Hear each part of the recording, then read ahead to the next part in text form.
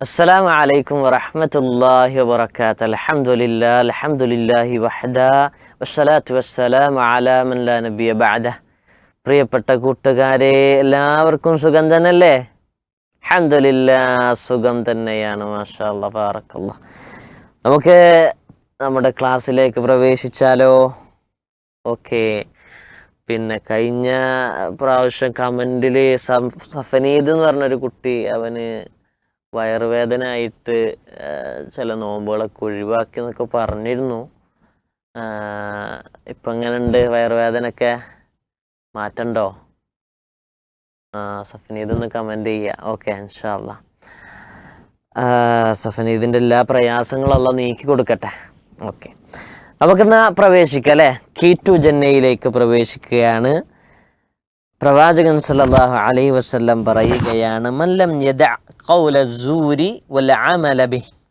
പ്രവാചകൻ സല്ലല്ലാഹു അലൈഹി വസല്ലം പറയുകയാണ്, ആരാണോ വ്യാജവർത്തമാനം ഒഴിവാക്കാത്തത്, മോശപ്പെട്ട പ്രവർത്തനങ്ങൾ ഒഴിവാക്കാത്തത്, അവര് ഒന്നും കഴിക്കാത്തത് കൊണ്ടോ ഒന്നും കുടിക്കാത്തത് കൊണ്ടോ ഒരു പ്രയോജനമില്ല, അവര് പട്ടിണി കിടക്കേണ്ട ആവശ്യമില്ല എന്ന് പ്രവാചകൻ സല്ലല്ലാഹു അലൈഹി വസല്ലം പറയാണ്. അവർ പട്ടിണി കിടന്നതുകൊണ്ട് അള്ളാഹുവിന് യാതൊന്നും ആവശ്യമില്ല എന്ന് പ്രവാചകൻ. അപ്പോൾ പ്രിയമുള്ളവരെ, ചില കുട്ടികൾ അവർ നോമ്പൊക്കെ നോക്കും, അടിപൊളിയായി നോമ്പ് നോക്കും, പക്ഷേ വേണ്ടാത്ത സംസാരിക്കും, സിനിമാ കഥകൾ പറയാ. പാടുണ്ടോ? നോമ്പ് കാലത്തല്ലാതെ പോലും പറയാൻ പാടില്ല അല്ലേ? മൂവികൾ കാണാൻ പാടുണ്ടോ? ഇല്ല. മ്യൂസിക്കുകൾ, അതുമായി ബന്ധപ്പെട്ട കാര്യങ്ങളൊക്കെ സംസാരിക്കും. മറ്റേ ഗായകൻ അങ്ങോട്ട് വന്നില്ലേ, ആ ഒരു പാട്ടുകാരന് അടിപൊളി, മറ്റേത് പറയാൻ പാടില്ല.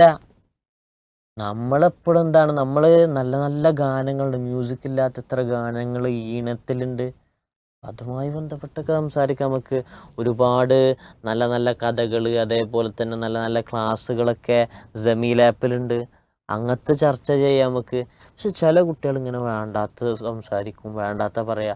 ഇവരൊക്കെ നോമ്പ് നോറ്റിട്ട് കാര്യമുണ്ടോ? ഇല്ല. അഥവാ അങ്ങനെയൊക്കെ കള്ളം പറയുകയാണെങ്കിൽ, മോശപ്പെട്ട സംസാരിക്കാനുള്ളതിലൂടെ അവരുടെ കൂലിയാണ്, നോമ്പിൻ്റെ കൂലി ഇങ്ങനെ കുറഞ്ഞുകൊണ്ട് പോകുന്നുള്ളതാണ്. ഒരിക്കലും വേണ്ടാത്ത സംസാരിക്കരുത്, വേണ്ടാത്ത പ്രവർത്തനങ്ങൾ നമ്മളിൽ നിന്നും ഒരിക്കലും ഉണ്ടാകരുത്.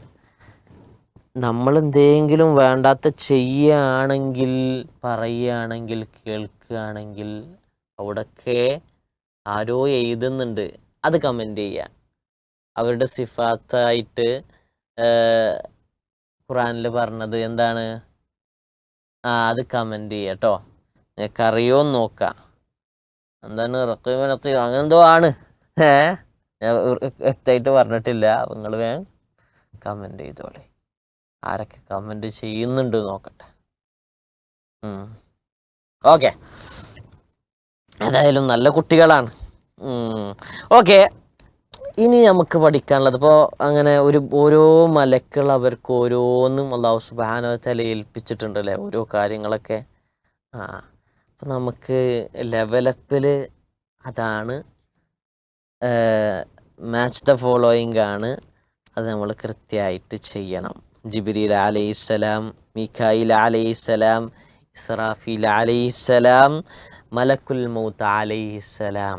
അപ്പം ഇവരൊക്കെ എന്താണ് അല്ലാഹു സുബ്ഹാനഹു വ തആല ഏൽപ്പിച്ച കാര്യങ്ങൾ എന്നുള്ളത് കൃത്യമായി മാച്ച് ചെയ്യുക. ഏതായാലും നമ്മളെ ബാലവേദി കുട്ടികൾക്ക് ഇതൊക്കെ എളുപ്പമായിരിക്കും. ഓക്കെ, ഇനി ഇന്നത്തെ ഡെയിലി റമദാൻ ഡെയിലി സ്ട്രീക്ക് ചില കുട്ടികൾക്ക് പ്രയാസമായിരിക്കും. ഇന്നത്തെ ഡെയിലി സ്ട്രീക്കിൽ പറയുന്നുണ്ട് അറിയോ, ഏതെങ്കിലും നമ്മൾ പിണങ്ങി നിൽക്കുന്ന കുട്ടികളൊക്കെ ഉണ്ടാകും. ചിലപ്പോൾ എന്തെങ്കിലുമൊക്കെ അവർ പറഞ്ഞിട്ട് നമ്മൾ തെറ്റി നിൽക്കുന്നവരായിട്ടുള്ള കുട്ടികളൊക്കെ ഉണ്ടാകാം. അപ്പം അവരുടെ അടുക്കലേക്ക് പോവുക, എന്നിട്ട് സോറി എന്ന് പറയുക, ആ തെറ്റുകൾ മാറ്റുക, എന്നിട്ട് നല്ല കൂട്ടുകാരായി മാറുക. അതാണ് ഇന്നത്തെ റമദാൻ ഡെയിലി സ്ട്രീക്ക്. ഇത് ചെയ്തവർക്ക് ഇൻഷാ അല്ലാഹ് പോയിന്റ് കിട്ടും, XP കൃത്യമായി രേഖപ്പെടുത്തുക. അള്ളാഹു നമ്മെ അനുഗ്രഹിക്കട്ടെ. ഇൻഷാ അല്ലാ.